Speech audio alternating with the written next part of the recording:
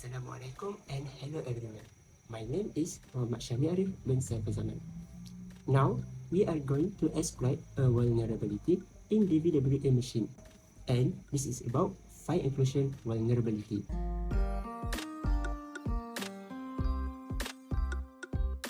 Before we begin to exploit file inclusion, we have to understand what is meant by file inclusion. This vulnerability will allow attackers to see sensitive file in your machine, or it can even allow attacker to run malicious file. Every website contains some files which are accessible by privileged user only. By this attack, attackers will be able to see all sensitive file. Now, let's do some demo. We can begin with low-level file inclusion. You can see here, three options are available here: file1.php, file2.php, and file3.php. Whenever we click on this option, a new page is opening up and you can see the URL too. Now I am altering the URL to file4.php, which is not even in the option. You can see the result. A page which was hidden is now accessible. Now let's change the security level to medium. Here, security is little increased. While analyzing the code, I understood it will block any input begins with HTTP or HTTPS. But it is not blocking all. Here, I am trying //etc password, and this is the location in Linux where passwords are safe and it works. It's now displaying all username and password hashes now add. Last, we can try file inclusion in high security. When I analyzing the code, I understood the input validation will verify that only input begin with name file that can be file1, file2, and file3. But still, there exists an issue. The security measure is just analyzing the beginning only. So, first of all, I will find the path of password file in Linux. In every Linux machine, the password file is saved inside etc directory. And after I'm doing this and enter the directory, now you can see the password are listed. So that's all for file inclusion vulnerability.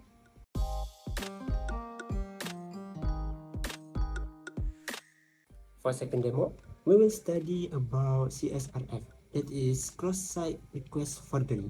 At first, I will explain what is a CSRF. In this figure, there are two users, attacker and victim. This victim is the authorized user.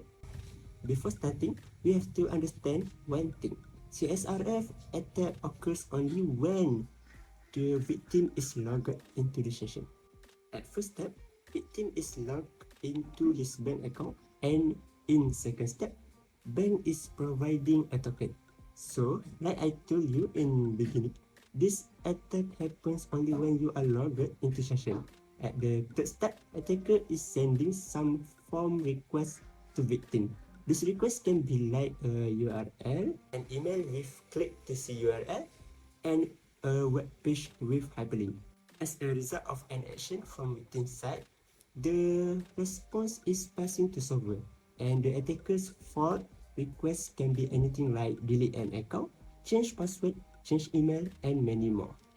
Remember, these actions were not intended by victim, so when request reach the server will execute the request.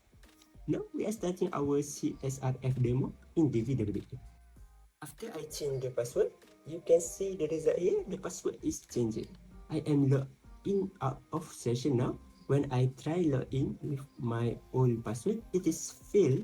Now listen carefully. I am going to change the password to my old password, and I will copy the URL because the low security code will display the new password at the URL.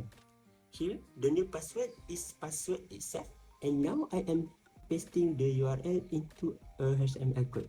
In this web page, there is a field that is clicked to download now. I paste a URL inside the click option because I want when we click on this option, we will be redirected to the URL added behind the option, and new password will be effected. Now, when I click on download movie, the URL added behind will get executed and password will be changed. Remember one thing, the new password is 1234 was provided by an attacker.